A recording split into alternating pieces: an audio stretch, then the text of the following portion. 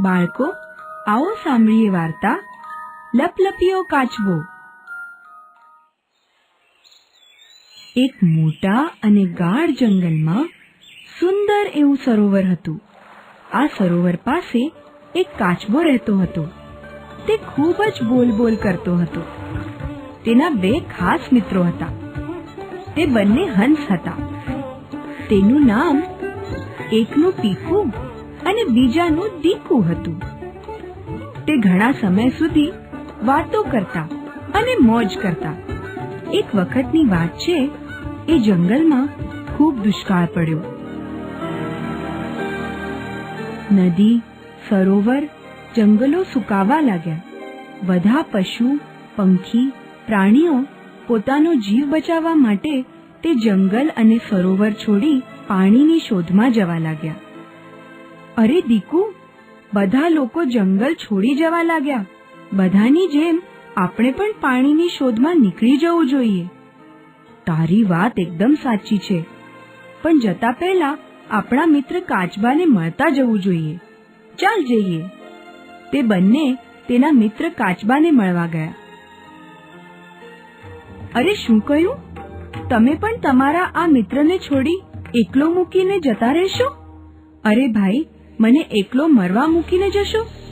મને પણ સાથે લઈ જાઓ. મારે પણ આવવું છે. અરે મિત્ર કીટુ, અમે તને પણ લઈ જવા ઈચ્છીએ છીએ, પણ તું ઉડી શકતો નથી ને, એટલે. અરે યાર, આટલી જ વાત છે. શું યાર? હું તમને એક યુક્તિ આપું છું. જો, ધ્યાનથી સાંભળો. એક મોટી લાકડી લો. તેને બંને છેડેથી તમે બંને પોતાની ચાંચ વડે પકડી લો. હું તે લાકડીને વચ્ચેથી મારા મોઢે પકડી લઈશ. આમ જ્યાં જવું હોય ત્યાં ઉડવા લાગો. કેમ, બરાબર ને? આ કીટુડાને લઈ તો જઈએ, પણ તેની બોલ કરવાની આદત મુજબ જો રસ્તામાં બોલશે તો? જો કીટુ, અમે તને લઈને તો જઈએ છીએ, પણ વચન આપ કે તું રસ્તામાં કંઈ પણ બોલીશ નહીં. અરે ભાઈ, હું ગાંડો થોડી છું. જો હું બોલીશ તો મારા રામ જ રમી જશે હો. તેથી હું એક પણ શબ્દ નહીં બોલું. બસ ને?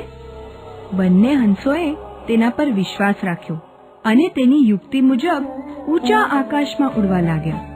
તે મોટા પહાડો અને જંગલો પસાર કરીને ગામ પરથી પસાર થતા હતા.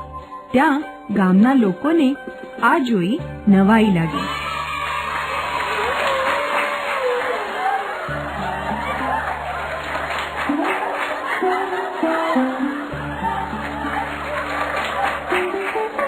લોકો હસવા લાગ્યા, બૂમ પાડવા લાગ્યા. કીટુ ખૂબ જ ગુસ્સે થયો. મારા પર હસો છો કેમ? તમે લોકો મારા પર હસો છો? શું કામ? આ શબ્દ બોલતાની સાથે જ મોઢામાંથી લાકડી છૂટી ગઈ અને તેના રામ રમી ગયા. તે મરી ગયો.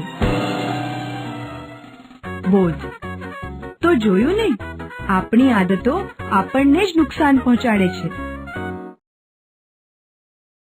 આપણી ચેનલને લાઈક કરો એન્ડ સબસ્ક્રાઇબ કરો.